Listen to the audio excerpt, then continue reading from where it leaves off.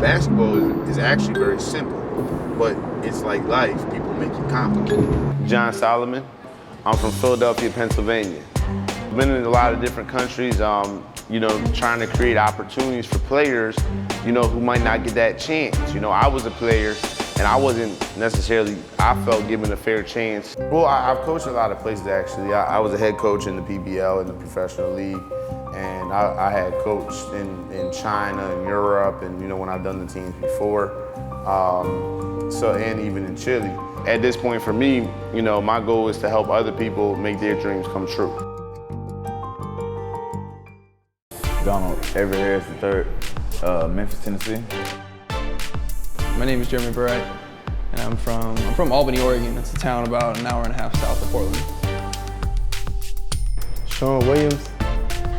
Philadelphia got the best basketball players in the world. We'll start with that. My name is Trey Jordan. I'm from Oklahoma City, Oklahoma. Garland Judkins, Houston, Texas. Milan Jones, Oklahoma City, Oklahoma. Cameron Forte, I'm from Phoenix, Arizona.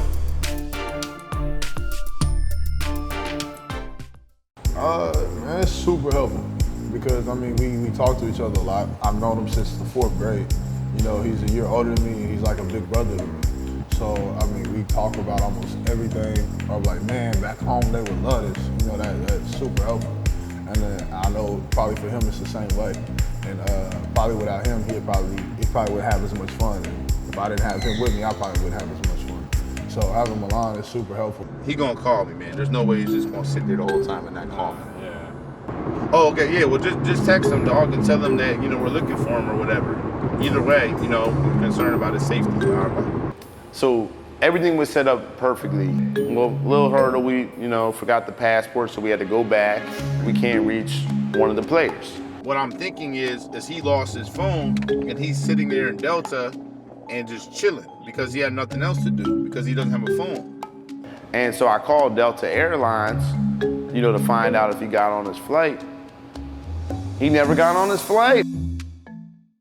We really in the grind right now, dog. We got 7 players. Okay, cool. So we're gonna have the players start boarding the bus. Like he says, all part of the journey, right? Americus Jones, Los Angeles, California. I'm here because I was actually presented with the opportunity to expand what I'm doing as far as with getting players overseas. I run basketball leagues across Los Angeles called LABC League. And I reached out to John Solomon, and he kind of took me under his wing, showing me, the ins and outs, and that's why I'm here in Mexico. Viva la Mexico! All right. All right, let's start boarding. To put our stuff on there, so we got to get our stuff on there now. My name is Adolfo Sanchez Jr. Originally from the family Chihuahua, Mexico. Well, Mexican basketball became very natural for me. There was another alternative. I couldn't go to Europe. I wasn't tall enough. So I went into here and I was invited to play and went on to play with the Olympic team. I was later cut and then I picked up and I started playing again and then I hurt my knee and I became a coach. And the rest is history. Probably would have went D1, but I just didn't have the grades, didn't have the drive to do it in school. I played 2 years in a Division II, had back surgery, kind of slowed me down. So I'm just now recovering from that. This is my first chance trying to get overseas. I've been blessed to have a couple opportunities, but moving forward, I've had a gap in my resume the past year and just trying to get my foot back in the door. I did a camp before, and I did like a D-League, but this is like my first time leaving the country and playing. Besides in college, I went up to Canada. Growing up, I've always been involved with basketball. My mom played at Arizona State, and my dad played at New Mexico, the Lobos. So I was always just around basketball, and I won a championship my junior year, and my senior year I led the state in scoring. I played for Automaromu in the Pro A League in Hungary. Went over there for about I think it was like 5.5 months, and I did pretty good. And then after that, I spent a month in Kosovo. And I decided, you know what? I've always been kind of good. I want to know how good I am. And I went to the Bakersfield D-League tryout just to see. I said, let's go hang out with the big boys. Let's see what happens. Who knows who's going to show up? You know, it costs $350 to get in. And I walk in there, and I'm in Kmart $10 shorts that are cut off to here. And I got a standard black tank top on and purple Hyper Dunks. I could not have stood out more. I wanted that shot. I wanted to be a professional basketball player. Because the struggle been so long. You know, people would see me shoot for hours. I remember one day I was in my driveway and I would sit there and I shot all day. And the neighbors would come out there and watch me because they couldn't believe it. Like, why is this kid out there shooting and like, you know, what's his purpose? Why does he keep doing this? Is he not good? Why does he keep doing it? But I didn't really care what anybody said, and you know, I was determined. I had that moment in high school. You know, I got in with 17 seconds left in the game on varsity, but it was bigger than that because no one expected me ever to be on varsity. And when I got in, you know, I got fouled, hit a free throw, and they stormed the court, and they carried me off the court. And it was a surreal moment. I wanted to keep playing, but I didn't have nowhere to play. I didn't want to work a regular job. You know, I didn't see the growth, I didn't see the potential. And I worked 2 jobs. I worked at Perkins and in Talamore to be able to get the money to do the workouts. So I kept hustling. I kept hustling, and I learned for me to give back to the game that I love and do it right and be able to, you know, show these guys, you know, what it takes, that with hard work, dedication, discipline, perseverance, you know, anything is possible. It just makes me hungry because I feel like once, like when that happens, like say I do get a contract, I can go home and like the kids that I know that grew up in the same neighborhood, I can try to provide avenues so they don't have to come up like we did. They don't have to struggle for anything. They're not hurting for anything. Mexico, I was like, shoot, you're telling me that I get to pay a little bit of money and basically go on vacation and play basketball and then maybe get an opportunity? Are you kidding me? Oh, the journey it's been crazy, but it's been well worth it. That is why you do life, right? You know, just because you're gonna be scared to be somewhere. If you're like a little hesitant, that's when I think you should go even more. I met up with Milan, with Trey, and who was the other guy? I think it wasn't Cam, was it? And Don. Milan, Trey, and Don were the 3 people, and they've been sitting in the airport for like 5-6 hours. And then Garland came and picked us up, and they took us to the bus station. We got to like build a little camaraderie. Just that like camaraderie that you get from spending a ton of time together. When we got on the bus was so comfortable, we slept the whole way. Getting on the bus at 11, hitting the border like 2, 3 in the morning, and then still having more hours to go, laying on the bus, just getting to relax, seeing the countryside. The bus ride was almost an 11-hour bus ride, 10-hour bus ride. We got here, and it's incredible. Our players adjusted to it.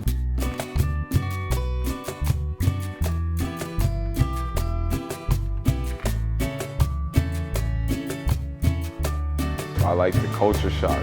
I like seeing how different people live besides us. Just coming from always being in America and always having, I mean, you get like the nicest things, whether it's the road, the food, just simple things, and it's just a total shock. You're in a different country, so you have to adjust. It's been tough on us.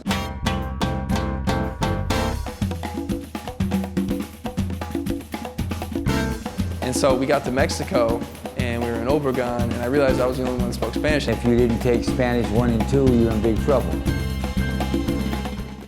They speak Spanish too, Adolfo. That's great. He went to class in school then, huh? No.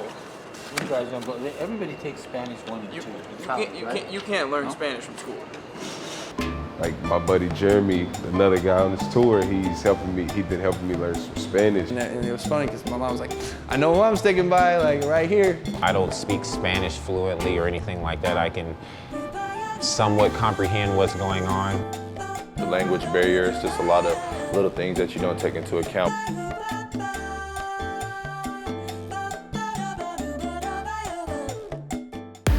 Yeah, I packed to stay.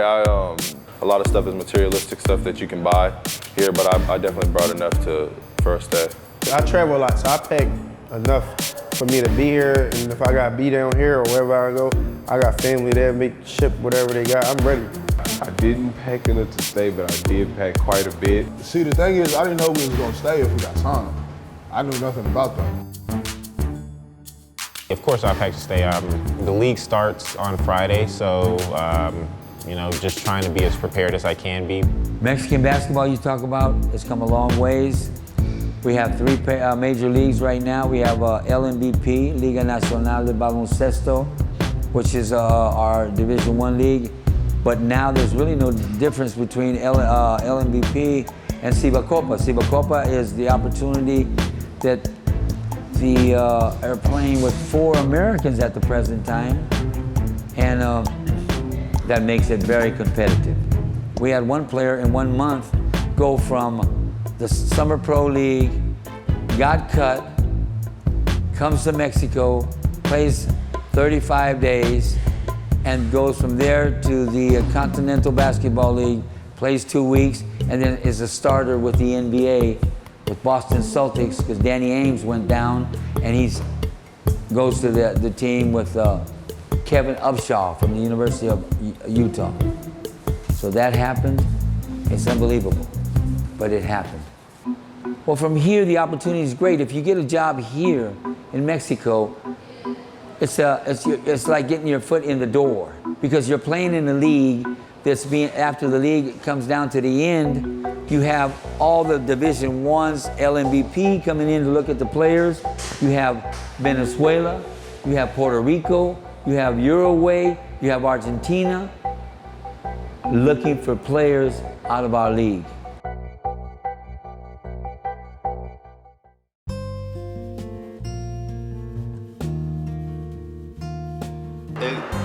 Here's a crazy story for you, Adolfo.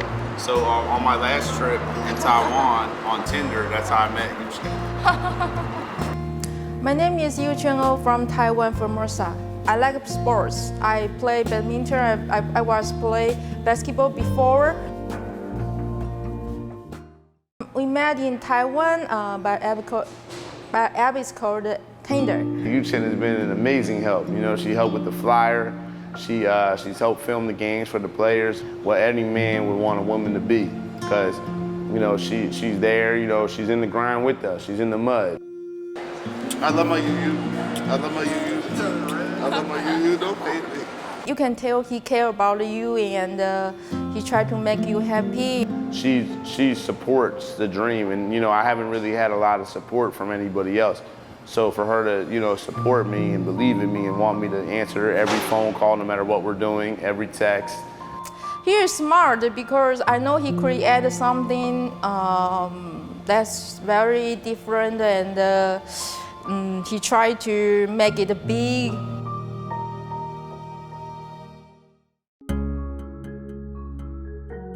We got about 2 hours. What about you? I called Glenn Rice Jr. about 3:15, and he said he's good to go. So we're good. It's about 9:50, we're rushing in, get a call from his agent. Oh, Glenn just got signed by Obregon. What? Glenn Rice Jr., Atlanta Georgia, played with the Washington Wizards, and haven't played basketball professionally in 2 years, and really just getting back acclimated to the basketball game and just showing people that I can still play the game that I love. Yeah, it's my first time ever playing overseas, new experience, so I really don't know what to expect. Just made some mistakes when I was young, so yeah, I could always play the game. That was never the hard part, so nobody never really thought anything different than that, so really just showing them that I'm very coachable, you know what I'm saying, just locked in and just all about the basketball. I'll go with the offense, and then you go with the defense. That's okay? All right. So we gonna go big, little. under the ball screens against the big little, big switch, and then on defense, man-to-man, force baseline, 4 out, 1 in, straight motion, transition, fill lanes, pass the ball. How's that?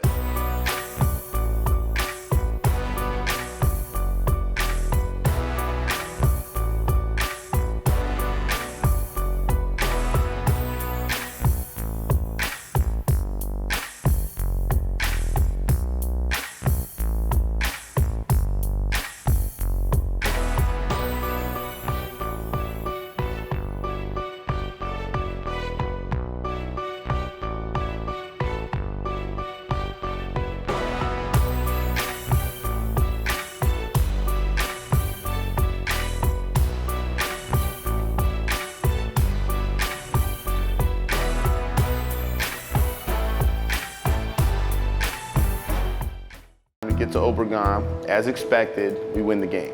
We won by 2. Eduardo Peso, soy coach argentino. Trabajo en el equipo de Halcones de Obregón en Cibacopa. I like it the 71. I like it too much. Glad we got here safely, glad we got the win. Just enjoy it, just get back to work so everybody here can hopefully get a contract. I like the point guard too. Feel good, we got our first win today. The Glean is arrival today in my team. The skills, of course, they're a little bit better than the best players in the world, but it's not that much of a difference. That tweaked my ankle early in the game, same ankle that I had previously hurt earlier in the year. But I definitely was nervous in the beginning. I thought, oh man, not again. He's a player with too much talent. Maybe he played with us. I was already up. Before I even got there, you didn't see me until then you finally see me. You said, oh yeah. I'm getting back. I was pissed. Yeah. Hey, I'm still got it. Chill out now. Good. Get ready for the next one. I come to find out that, the Governor's Cup is not going to be in Mazatlan, it's going to be in Los Mochis.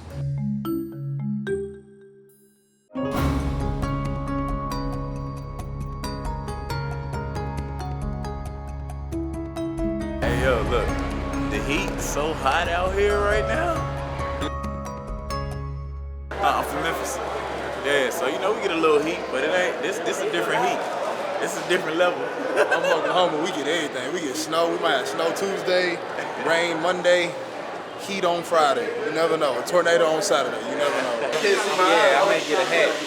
I'm from Texas, so it's right up my alley. Right up my alley.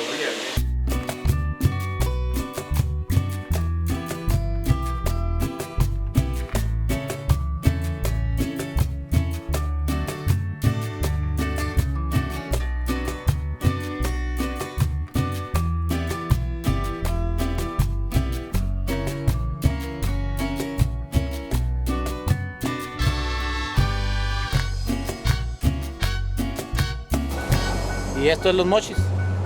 Bienvenidos. They're going to be stable. All this stuff going to be stable. It's 1, 3 blocks.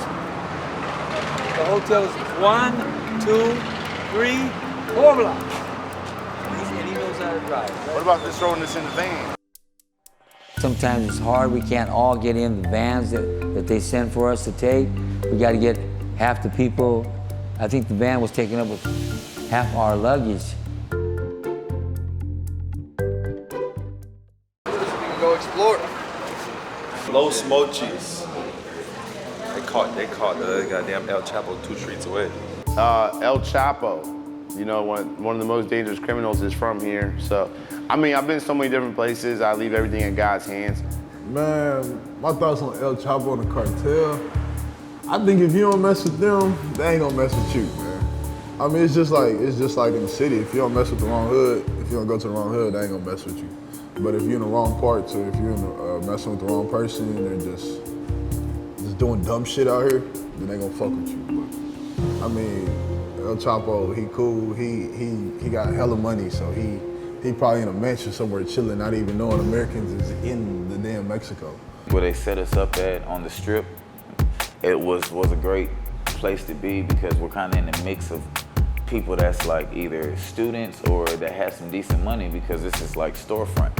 So it's not too much shady going on and on this little strip.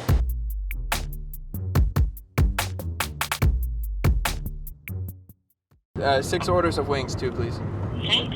Yes. It's gonna be 1368 in Mexican money. I don't accept dollars. No, está bien. Yeah, but why he said bye to us? I don't think... get in the car with him. Because he said bye. He said bye to me. Yeah, the guy just like ran off. He just ran off with the pizza, and we thought he was just gonna leave us there in the middle of Los Moches. Can't be too careful.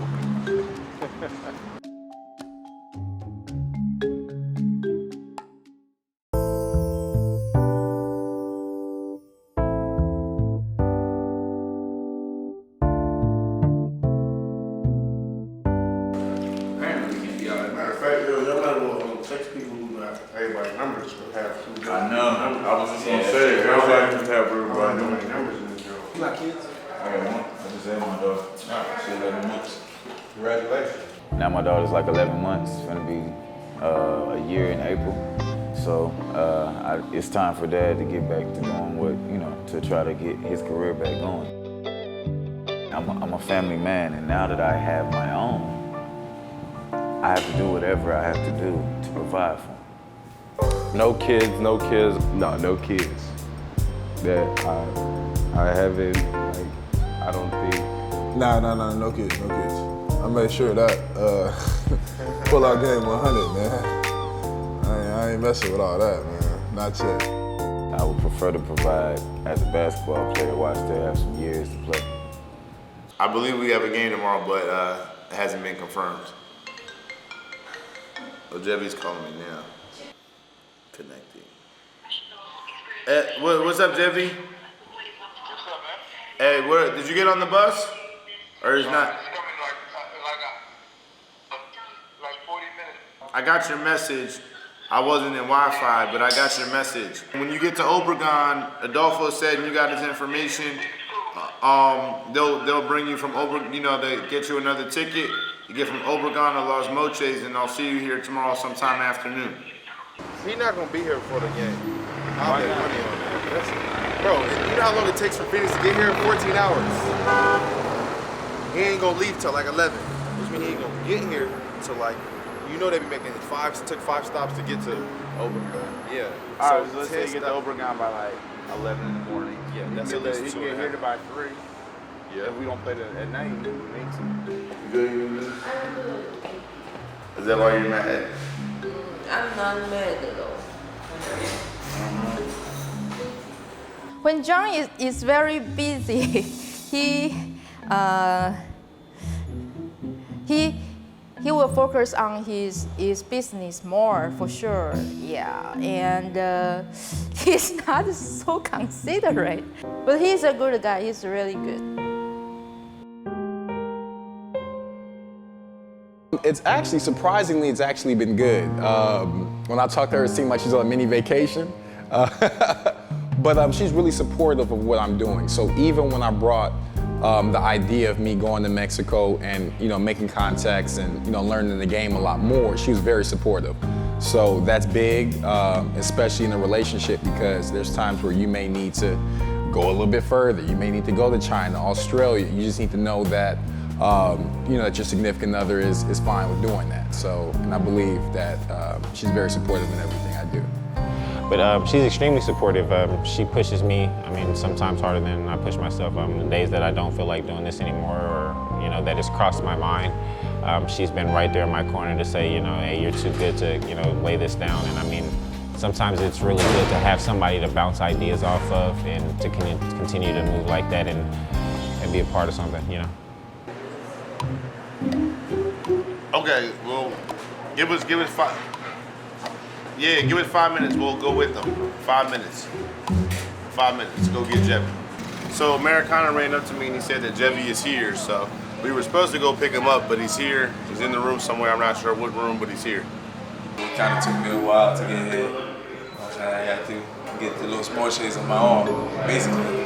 I met the guys at the hotel. Se está quedando con uno de ellos, pero no sé qué cuarto. No lo registramos. Okay, he's not registered. You might be in somebody's room. I did see him with that guy, your assistant. Yeah, does that thing?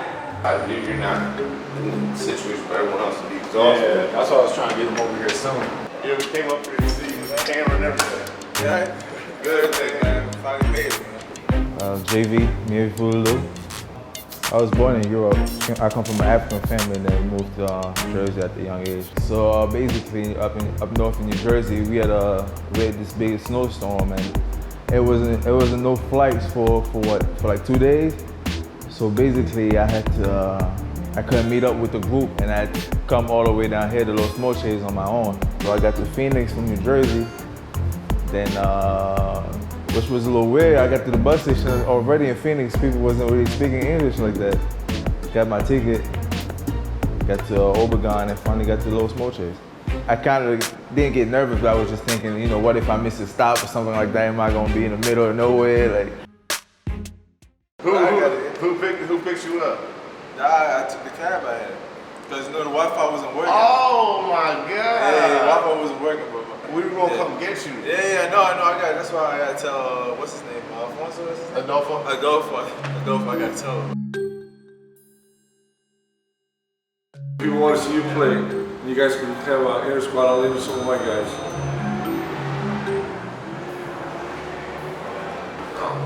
That's. So you're telling them no, right? I think that's too much. So you're telling them no? No. You're telling them no. Gilbert says to me, no, we should scrimmage each other. I was like, huh? Guasave decided not to show up. We were supposed to play Guasave. Mochis and Wasabi are some of the original founders of the league. What about, is Coolacan still playing or no?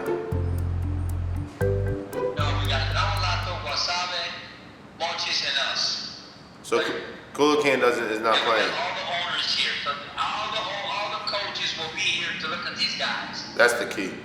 It's a little, miscommunication going on with the teams. I don't know if we're actually going to play today. If we do play, I'm going to try to make it the best. And just, man, play great team ball, and we'll be fine.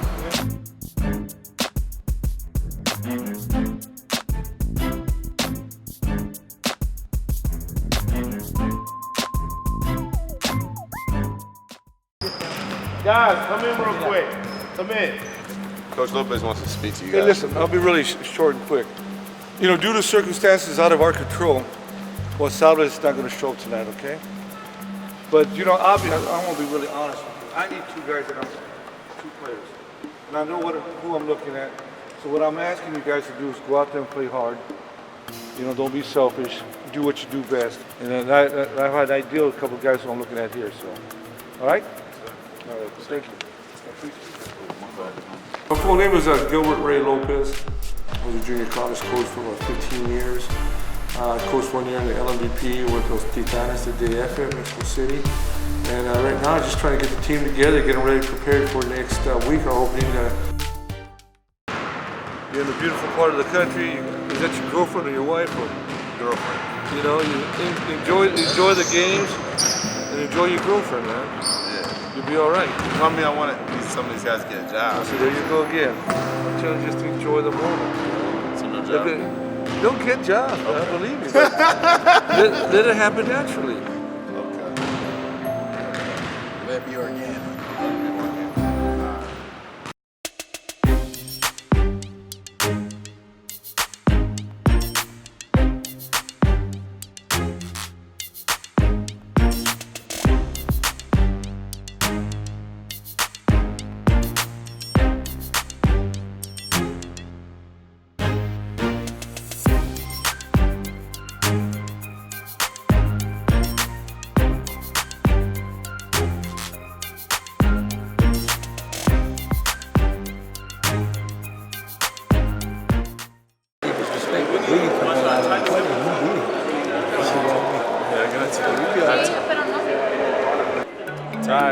got no legs. I couldn't even jump. I'll get back. We gotta get, Jeffy don't even have a room yet, though. It's 10:30. That's no problem. You should have just told me. We get him a room over there. We get the room.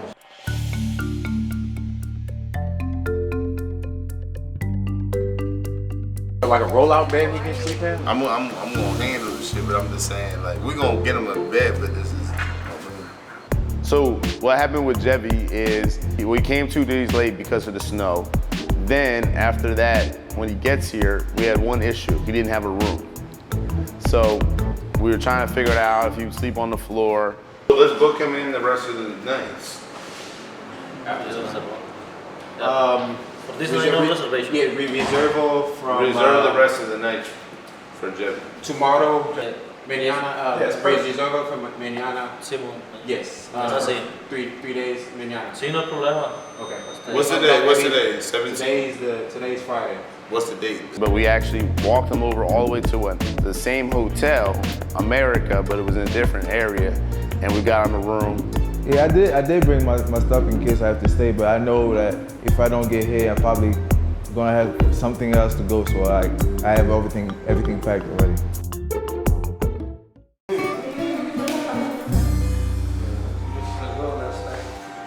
You went to sleep well last night. Yeah. Early, man, went to bed at 10:30, man. I was sick. I was in the meeting at 10:30. You were in the meeting at 10:30? Never stops. Never stops. It's a grind, it's grinding. Grind. Just keep grinding. How was your eating last night? It's good. You like it? You enjoying it? I like it, but it's cold.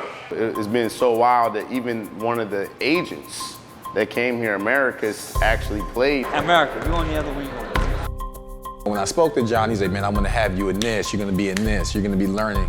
And I'm like, oh, okay. You know, when you hear that, you know, okay, maybe he's saying that now, but then when you get down there, it's something, you know, totally different. But he literally had me in every situation. You know, everyone think that playing overseas is peaches and cream, where it's a lot of stress, and it's a lot more, you know, that goes into it than just playing basketball and getting paid. It's a whole nother realm in itself. Adolfo is, he's well connected. It seemed like the guy has the key to the city. He actually introduced me, him and John, introduced me to a lot of the general managers. Mochis is a city that's won 1 championship. And that was like I'd say about 21 years ago. And they have a gymnasium here, a new one that we haven't seen yet. I hope we get a chance to see it and put it on camera. It holds 6,000 people. Bueno, este centro de usos múltiples se construyó hace ya 3 años, se culminó hace aproximadamente, va para 3 años de terminado. Está ya en funciones desde hace 2 años. No se ha jugado todavía ningún partido de baloncesto. Esperamos que en esta temporada 2017 el Club Pionero de los Mochis pueda venir y tener este recinto como su casa oficial. It was put up exactly 3 years ago, and it's been getting ready in preparations for some basketball events. And his team, los Pioneros de Mochis, will be one of the teams that in the second half of the season will be inaugurating it. The good old Uncle Sam called me to go to Vietnam. I was in Vietnam for about 1.5 years. I had guard duty at night. I was really pumped up in the daytime. And we had a court in Pleiku, Vietnam, where we played 3-on-3 with some of the best players in the world.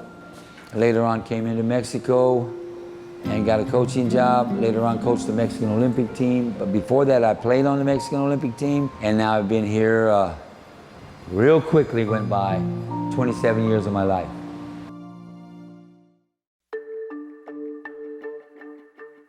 One of the players came up to me and said, well, is it just a tryout for Los Mochis? And I said, well, maybe you're right.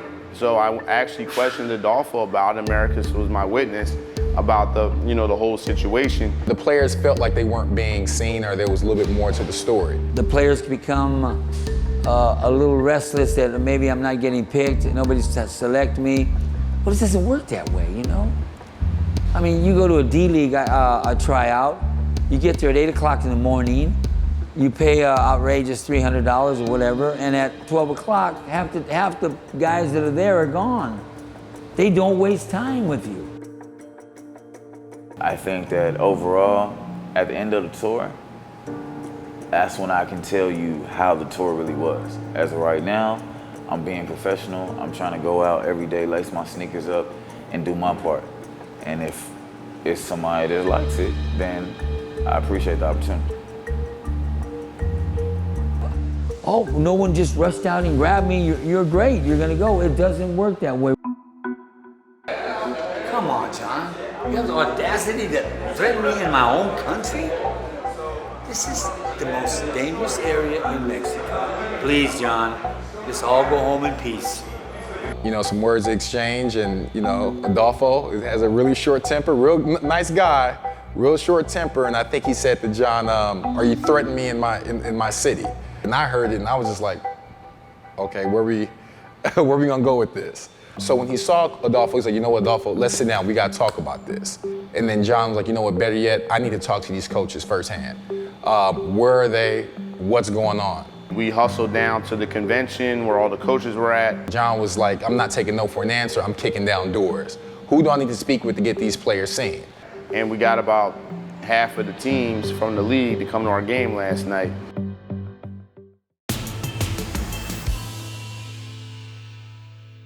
Right now, somebody on their team broke the backboard, so we're trying to figure out where you want to play. The scouts are here, but we might have to do this outside. You can't make this up. You got a broken backboard, dude. A place that looks like an elementary school. I kept telling people, like, the more, I don't want to say the words problems, but the more that adds to the story, the more that you can turn around and like tell people, like, no, you don't have excuses. Give me everything you got and see what happens. Come on. Go. All right, get out of there. Get out. Get out. Shot. Get back. Sprint back to up. Pressure the fucking ball. You know what's crazy? Sean, they getting closer to the rebounds than the fucking other players who are 6 inches taller. Come on. They not that good, you know what I'm saying, for us to game. They're not that good, dog. Garland. 3 fouls.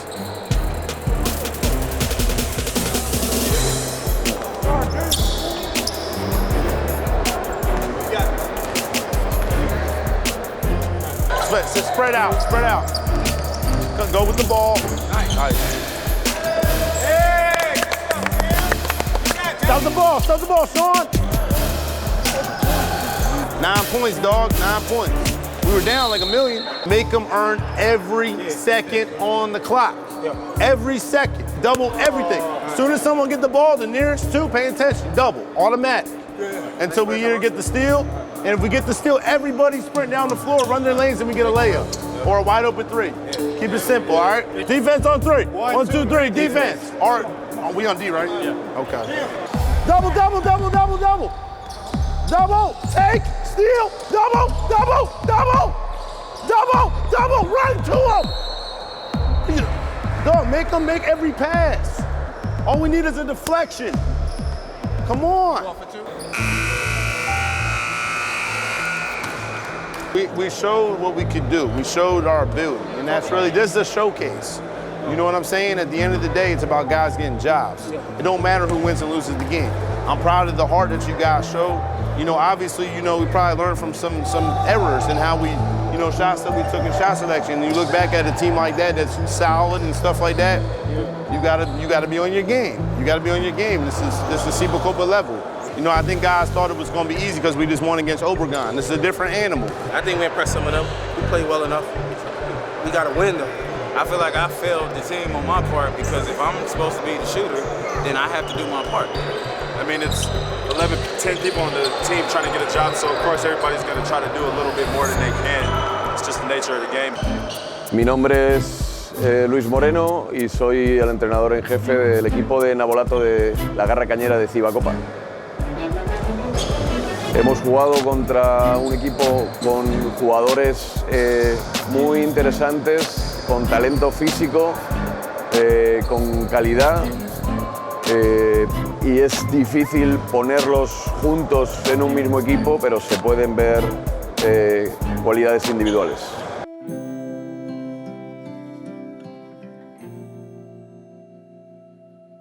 How you doing, John? Solid. See, what I do is I take different players of different countries and get them an opportunity, trying to get them a job. And, we have a series we run on SportsCenter. And Adolfo thought it was a good idea to include you because you have a lot of experience. You've been playing all the way up to all the way down. Dwayne Mitchell. Didn't get drafted. I went, my first year I went to Paris. Played in Paris, came home, was with the Miami Heat, then went to the D-League. Left the D-League, went to Germany, played the EuroLeague in Germany, signed with the Lakers after that. After that, then I went with Portland. I was with Portland, and after Portland, it was San Antonio, and then after that, I just kept going overseas. I was with the Lakers in 2008, and that was the best experience of my life. I learned a lot about playing with her. You know, a lot of my game has changed because I was able to learn footwork. You know, the importance of footwork. A lot of people think it's all about crossovers. They see the Kyrie Irving, Steph Curry, they think about the fancy dribble and all that. But if you notice, Kobe and Michael Jordan, they use a lot of footwork.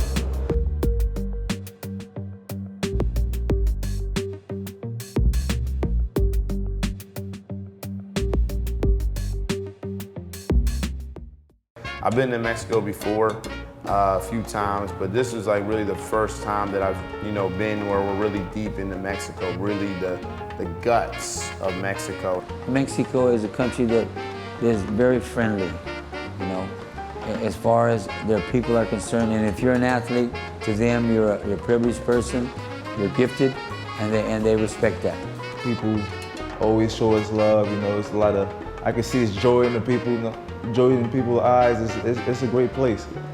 I mean, growing up in high school, I had a bunch of buddies from Mexico, and they always tell me about Mexico, so it's almost like I've already been here. Wherever I am, I try to immerse myself into, the culture, the surrounding areas as far as what they do in their local customs, because for the most part, the locals are truly who save you whenever you're on those teams. They're in the fire with you, and they save you from the everyday situation that you can't navigate by yourself.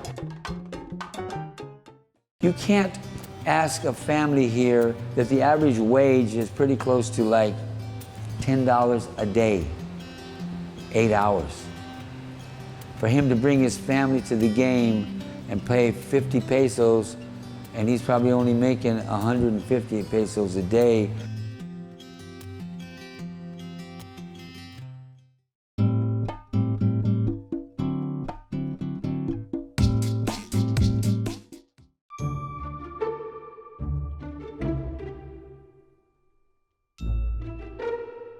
Egg scrambled and then a souffle over there. Well, we have the kid Cameron from Arizona. I just think he has to adjust his game to what the coaches want from him. The other kid is Harris, but he has to learn that when you shoot, you follow the ball. I asked him the other day, I said, do you know Larry Bird was probably the greatest three-point shooter, and he follows his shot. What gives you the understanding that you can shoot and stand and watch the ball? The guard from the University of Arizona, he was a great guard, I think highly recruited in high school, and he has sort of, you get out of college and you don't put the time in anymore. I think he's dropped a level. Shawnee had a great game against Obregon. He brought us back in the game. And then yesterday, he brought him back. He organizes. Oh, the bathroom was leaking a little bit, whenever we get about to get a room change. But you see, I got everything, but I feel good. I'm feeling loose. I mean, Henry picks him up 94, get this win. I'm trying to win by like 20. I mean, it all happened kind of fast. Coach came in my room and he said he wanted to give me an opportunity. He said he already knew how I played, but he just wanted to see how I would play with the guys. I took the opportunity and we played against the tour team, and I think I played solidly, and he said he was impressed by the way I play, and that was how it went. Well, he's originally from, he's a Valley guy from Phoenix. Played at Tempe High, I believe. Believe it or not, I was going to recruit him out of high school, but I think he followed his high school coach to Howard Junior College in Texas. So, but I've known of him, yeah. Yeah, Coach Lopez. He used to coach at South Mountain and then in Grand Canyon, and now he's the coach for Locomotives. I haven't even talked about that because I just forwarded all the information to my agent, and he said there was a couple teams interested. So he said he was waiting for official offers, and then he was going to get back to me. So that's outside of my hands right now.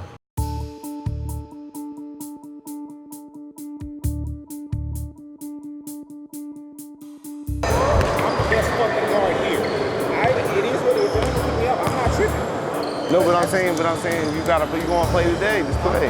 You got another game. We got 3 more games. We only played 2. It's not you gotta do it on the court, dog. I said you gotta do it on the court. You're gonna be on the court today. Do it on the court. Trying to deal with all these fucking egos and shit, man. Don't fucking just do that. Just talk that shit over here. Earn that shit on the court.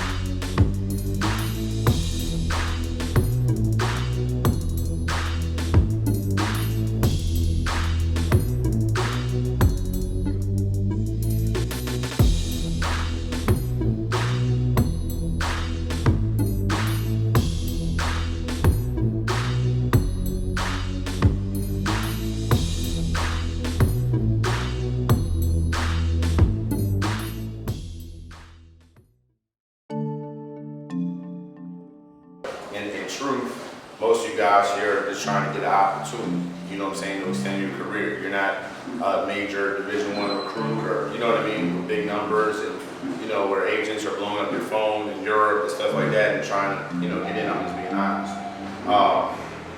Maybe in the program over the years, 40 or 50 players have gotten opportunities off of what we've done. I said it could be a situation where they don't bring you in right now, but they might see him like he's good, but we're not interested right now. But maybe a month later, the guy gets hurt, he's not playing well enough, they send him home. You've seen it happen here in Los Mochis.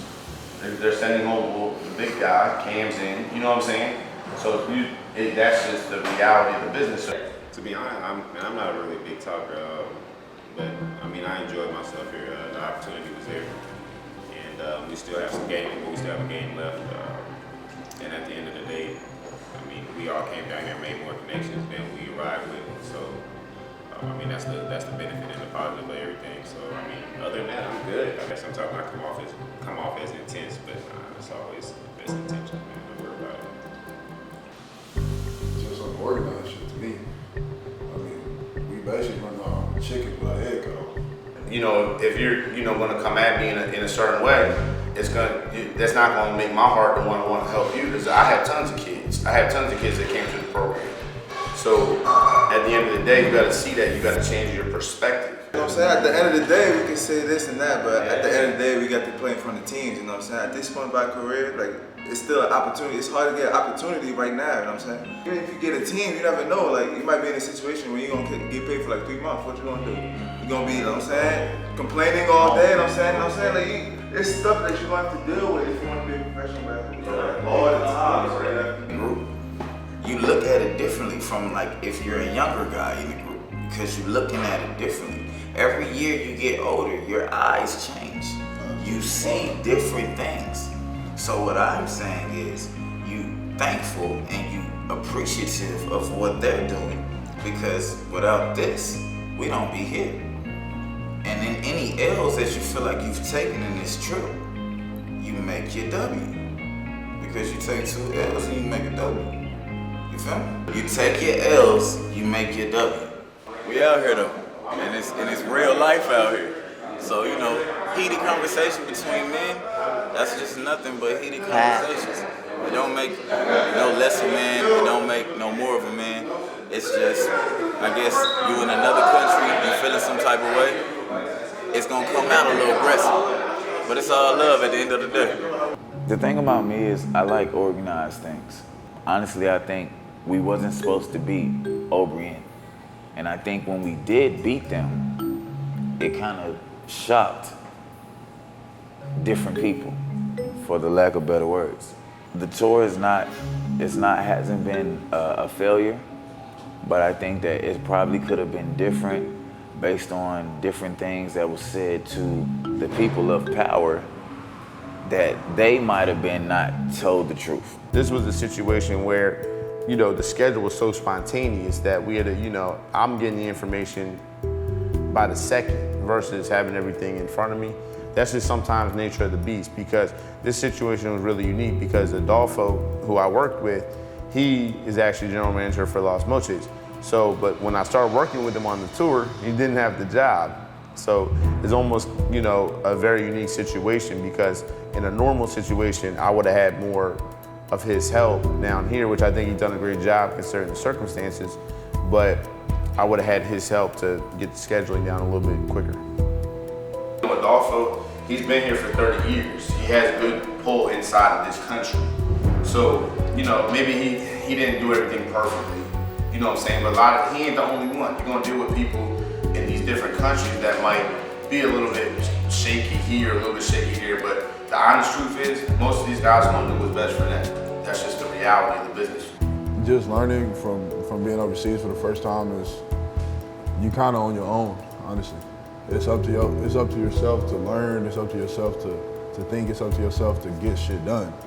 If you don't get shit done on your own, then nobody else is gonna do it for you. Like the situation yesterday with the goal rope. I mean, we handled it okay, but the pros on the other team, they handled it great. And it showed to start off the game is they beat our ass to start the game off. So, I mean, just learning from a mental aspect, seeing how they take care of the game. I really would like to sit down and talk to them a little bit more too, and see like where their mind is and how they get through like certain stuff and like little bullshit stuff like that. Most of the same problems, same issues you're gonna have almost in every country. You know, but it's about how you handle it. A closed mouth don't get fed. So you know, the more you ask the team for something, you be professional about it, and you know, a lot of things will work out for you. I think leaders make decisions and then they figure out what happens after that. The way that went down, that was much needed at the right time.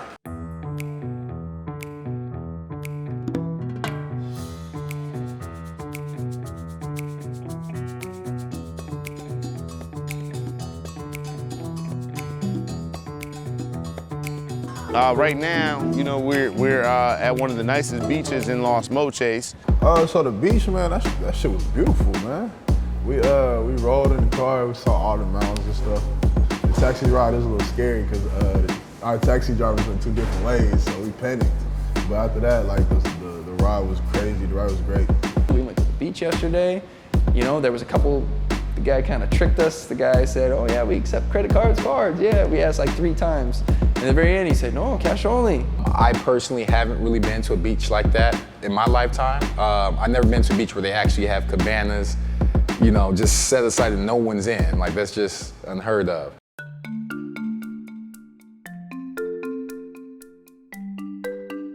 It's a real fish. They took the fish out of the ocean and cooked it live, and then they just put it on our plate. It's the most unbelievable thing I've ever seen. Yeah, you're from Taiwan, you can eat it. Why? Because you know how to eat fish. I don't know. Because my father always give me some fish without the bone. The food is fresh, it's really fresh, and the way that they cook is healthy. I always like healthy food. It's amazing. It tastes fresh. It took a little longer for them to prepare because obviously it's like everything is prepared from scratch. They look like the guy ran out there and stabbed him with a spear and brought it back. Probably the best seafood I ever had in my life. Okay, so this morning I went over about the basketball business. The reason why I did it is because I felt like some of the players were unfairly criticizing me because maybe they weren't getting enough playing time like Garland, or, you know, and I'm trying to be fair. I got to be fair to all the players. It's been stressful. However, I think that was, I I don't want to say I wouldn't say it was a good and bad thing, because not only did I see the stressful part, I got to see how you handle it.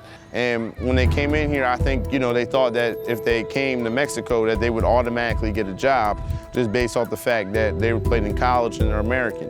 But they don't really know how the basketball business works, and that's what we're bringing to the table here in Mexico. It's not all about if you're good or not, it's what the team needs. I'm thinking just because they're good, they're gonna get a job. However, it's, you have to count how many imports they're allowed to have. You have to count, if that's what their need is. So if they don't need it, no matter how good this guy is, that's gonna be placed on the back burner for somebody they actually need. If they don't make it, at least they know what they need to do to try to get better.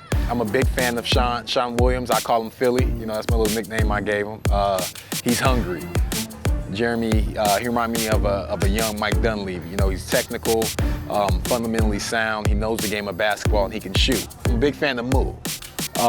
He just has so much energy. He can take the ball in, strong. He's able to create off the dribble. So I would say they will have the best shots.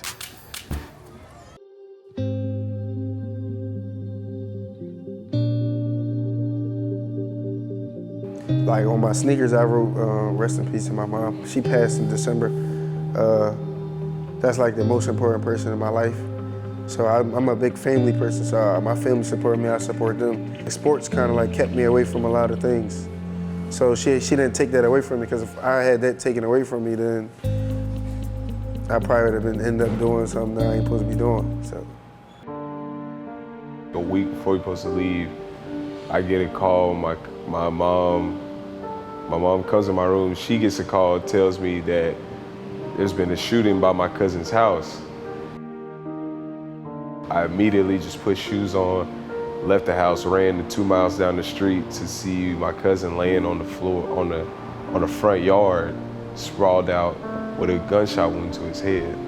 We probably stood out there from midnight to like 2, 3 in the morning before they could even pick his body up from the crime scene, because they had to do so much investigating. Well, my dad was my best friend. Taught me everything. My dad died when I was 24 because of cancer. It took a toll on everything, from the colleges that I played. I tried to get closer to the house because I wanted to actually be able to be there more time with him. He told me, don't stop playing basketball. I've seen it. I've seen visions of you playing in the marinas and they're loving you. But he must have also knew the madness that I was going to go through just to be able to play. Some things that don't have nothing to do with basketball is the hard part of people's lives. Basketball, my happy place. I was living in a basement through Airbnb, and I worked the deal out with these families. I was playing more tennis than I was playing basketball. All I had was a soccer ball and pull-ups for like 14 days. If Cam is staying in Los Moches, they cut a player for him to get this opportunity, and I think he'll be a good player for them. Cam's a good player, he's a funny guy, and I think he learned a lot on this trip. I think this is a good growing experience for him, and hopefully, it works out in the long term. Just got a group text message from one of the players that actually got signed in Los Moches. The facility that they're using is actually outdoors, so looked like an experience to me. Only in Mexico. This is where Los Moches played today against themselves. Borrowing my jersey to make it look like a real game. We had a practice yesterday, and then we had a little fundraiser game for some kids, and it was fun to see just the fans and the culture and the people here. They really love basketball. Last night Cameron played with us, did a good job, So we'll see how it plays out. What's that? Is this a flower or is it a bag? I didn't wear my glasses. I love my you. I don't know where my glasses. Yeah, I think you would like this. Oh really? But I can't see anything now. I love my you. I love my you. I love my you. Cold.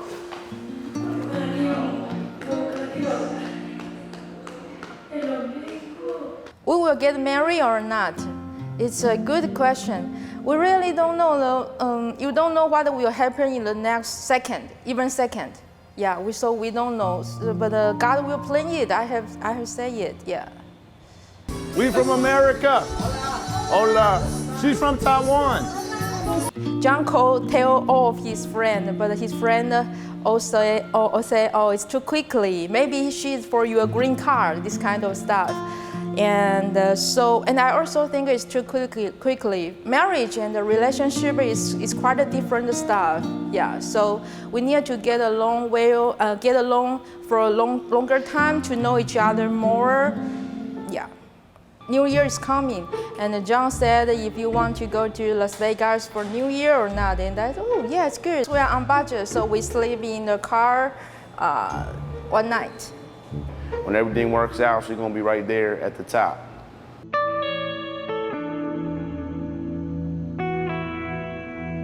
The tour is just kind of coming down to an end, and we have one more game left. For the most part, I think most people got what they were looking for. We have, like I said, our one game against Guasave tomorrow, and in my opinion, I think a couple of guys may get a shot to stay there. We're going to be playing Guasave. The interesting part about Guasave, it's their last shot to get a job. They need a few players, and there's a couple players they like. They've come to a couple of our games already. I like the 21 the shooter, and the point guard play too good, but we want to see today again. Steve Copa has been 15 years officially. Mochis and Guasave are some of the original founders of the league.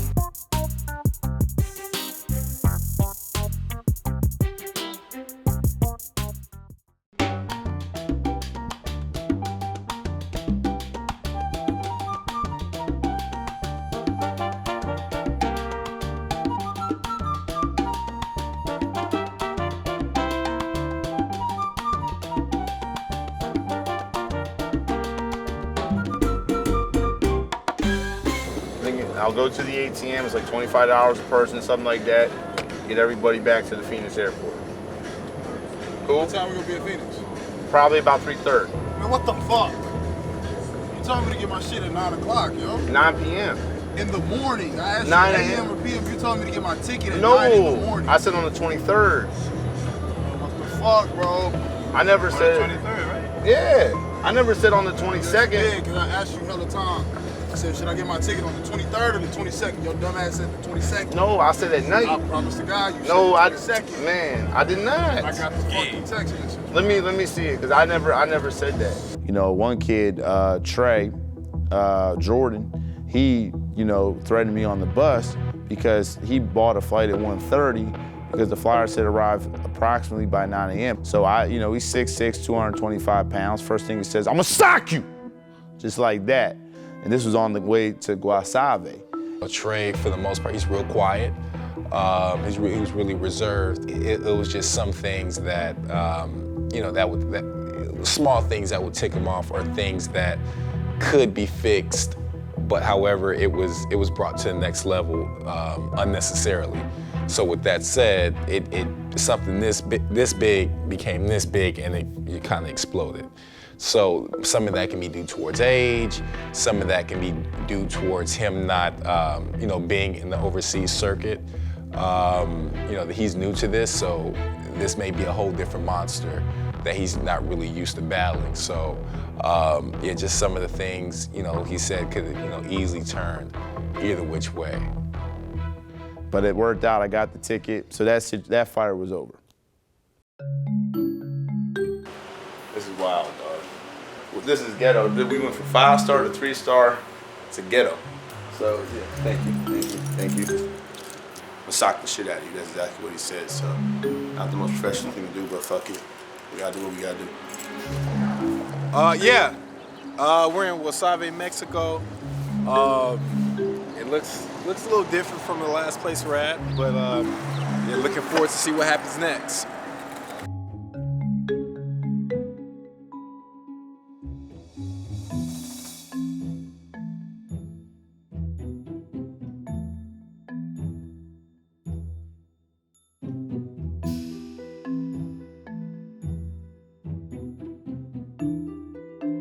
Welcome to Guasave people, buddy.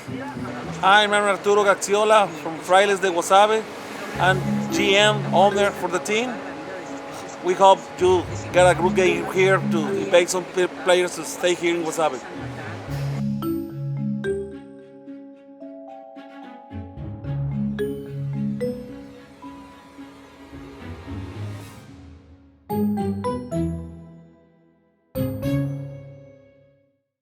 And the group of guys that I'm here with, I've been enjoying their company. I think they've been enjoying my company. So we gonna go out there, we gonna have fun, and hopefully some of us get picked up. My talent is good enough for me to be picked up, so we gonna find out.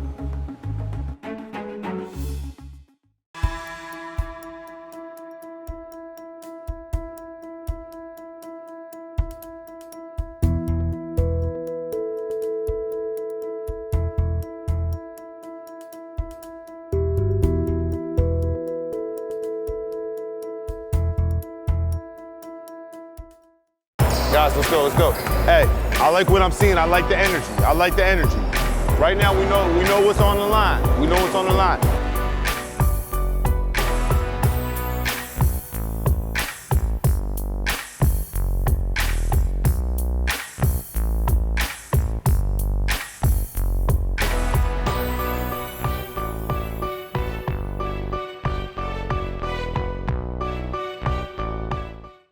Right. Fake and drop back on him. He had 1 or 2 jumpers protected. The other kid, Jaeger, could shoot.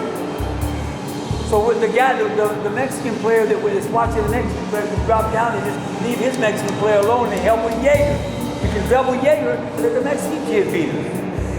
And what you got to do on the offense, man, get the balls to these guys in the paint because they can't stop them. They're out of shape. They're tired.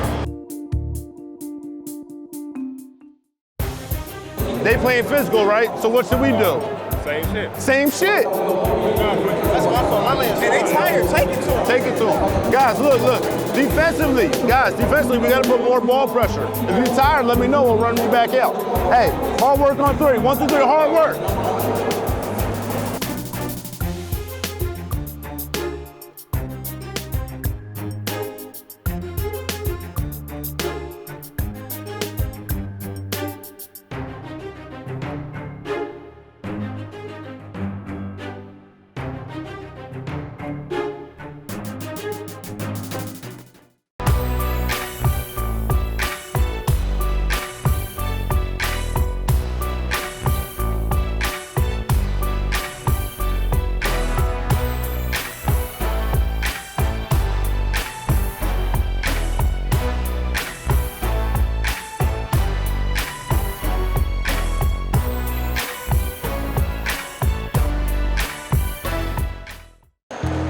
I love to win. I mean, we all do, but today was nice. You know, today I felt like we were all kind of in a little bit better of a groove with each other. We were looking up. I think we were pushing the ball a little bit better, and you know, it starts with stops. A little tired. It was kind of like, I don't know, we had a good game.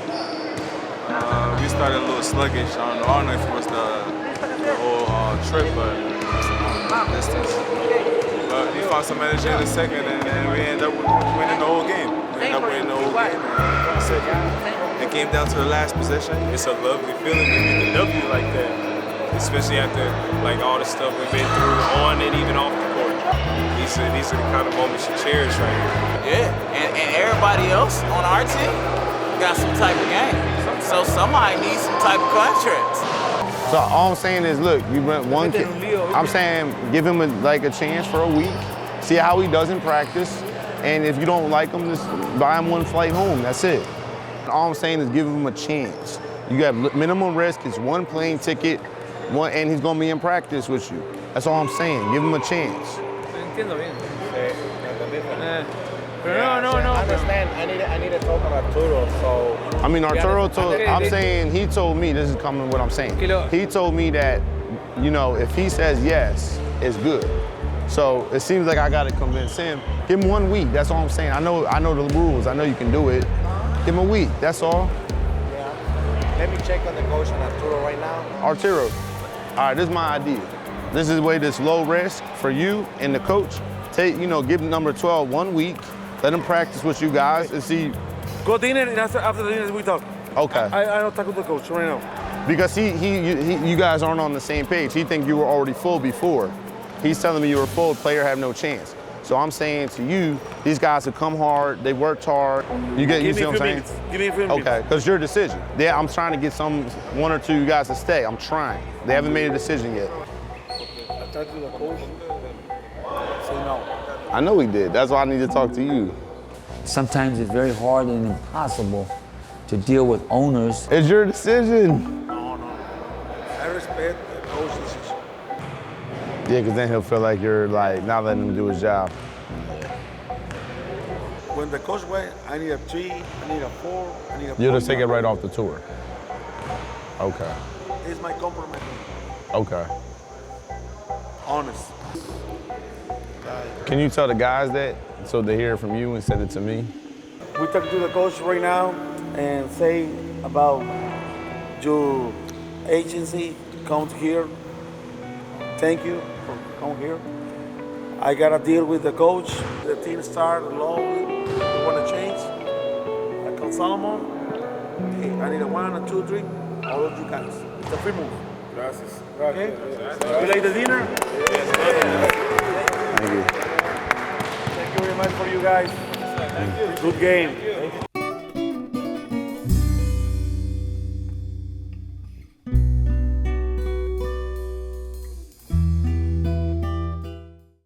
I'm going back to Phoenix. I'm gonna kick it in Phoenix for a little bit. I'm gonna see what Sean's doing, cause I know he's got that home. Cause I don't fly out until 10 a.m. It's back to Oklahoma for us. Back to the grind, man. Oh man. I'm dead. Probably go back to the gym. I'ma lay down. I'ma lay down when I get home. I'ma chill out. But how long is it? What time we get to Nogales? In the morning. In the morning? Well, what didn't happen within the last couple hours? After the game, we're all at the bus station. I'm rushing everybody out of the hotel room so we can get to the bus station on time because we're all ready to go at 12:50.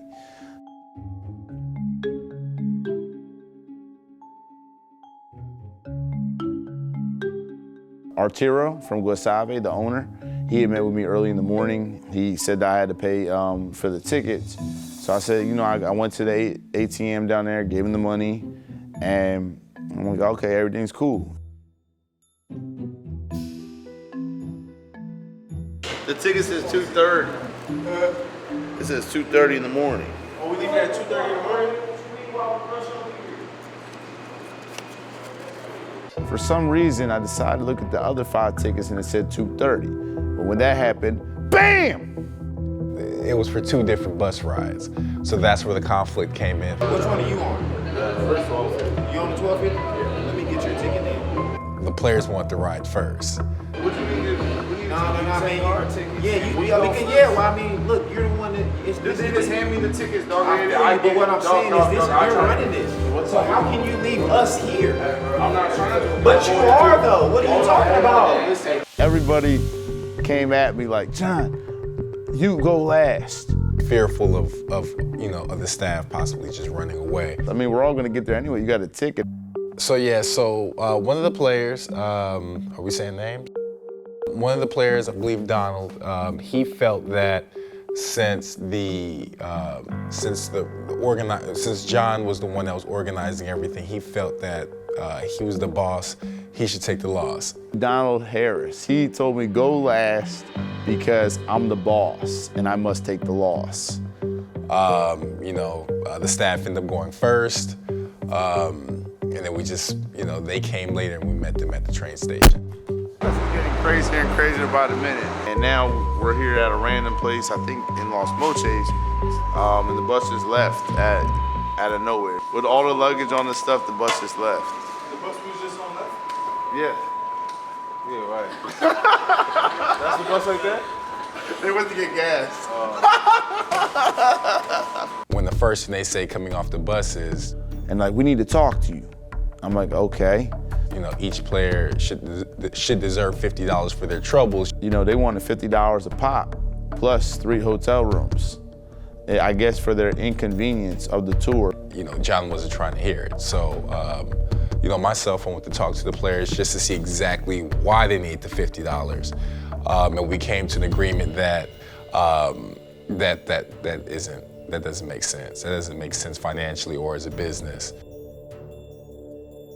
Me and Garland had an exchange of words. And I was like, well, what do you need $50 for if you live in Phoenix? So I guess that took Garland over the edge. You know, he had a couple of choice words for me, saying that, you know, once we get to the house, our stuff is gonna be, you know, he's gonna steal our stuff. And I guess me and him were gonna fight. We were able to talk him down to $20 a player. And then when I presented that to John, you know, gave him an ultimatum. And I brought everybody in and told him, I said, here, you got option A, which is I'll pay for it, but I'm gonna let Adolfo know, and he's not gonna wanna deal with anybody, and no one's gonna get an opportunity out of this outside of Cameron. Like, look, either A, you're going to take this money that I'm gonna give you, and I tell, you know, the organizer, which was Adolfo, you know, with Adolfo's temper, he's the type of guy that, like, you know what, this is way too much. We're not taking anybody. It's a judgment of character at this point. So it's bigger than basketball at this point. And then the second option is, you know, we squash this and we act like this never happened. So getting into the van, we actually stopped for a reason. We stopped for something. The Border Patrol actually stopped us. So we're like, okay, well, here we go. So mind you, we've been stopped this whole trip, looking at, you know, officers with machine guns. And so we see this and we're like, okay, we're, you know, at it again. They pulled about 2 or 3 of us out, looked inside and said, you guys are American? We said yes, and they let us go. So as soon as the driver started the engine, we hear but, and we're all wondering what it is. The van broke down out of nowhere.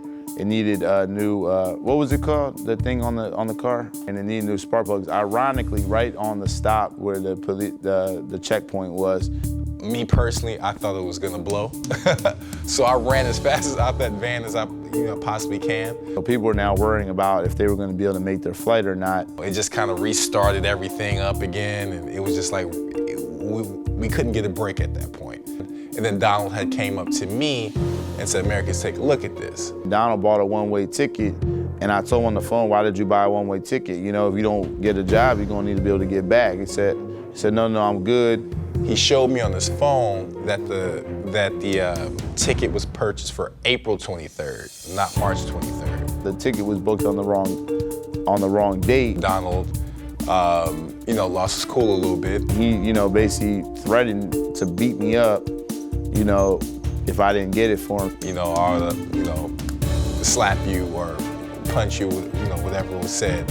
And then it just blew up right then and there. You know, Donald didn't feel like he was responsible for paying, and John didn't think he was responsible for paying either. So to save the trouble, you know, America's got on the phone, and I paid the $275 to get the ticket changed. We still had another 2 hours to go to Phoenix, so the last thing we needed was a bunch of angry players versus the staff. We were in there for 2 more hours, and you know, my girl was in there, and the players were being disrespectful right in front of my girl. It was tough. You can feel the energy, you can cut the tension with a knife inside the van from both parties. Yeah, so at one moment, he threatened to beat the shit out of me over the plane ticket. Then at the next moment, we were back in the car after the incident of the spark plug. And he says, well, we need to pray now, because maybe in his heart, he realized that all the bad energy that he was putting out and some of the other players were putting out was causing more bad energy to come in. So, you know, it was time for everyone to calm down at that point. And, you know, we didn't want anybody to get hurt, and we just wanted everyone to get back safe.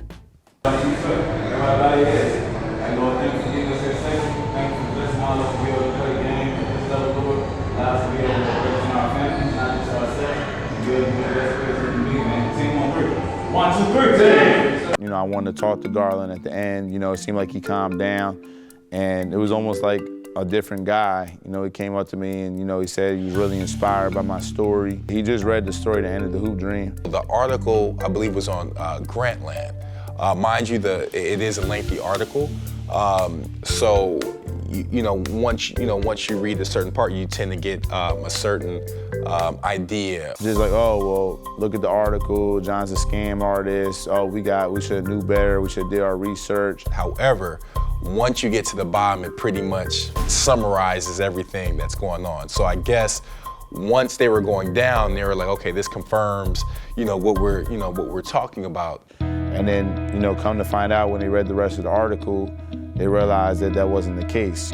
Until they got to the bottom and the whole mood changed, like, okay, this is what's going on. Yeah, I mean, well, I would have thought that they would have thought I was legit, considering that, SportsCenter, ESPN, did a piece on us.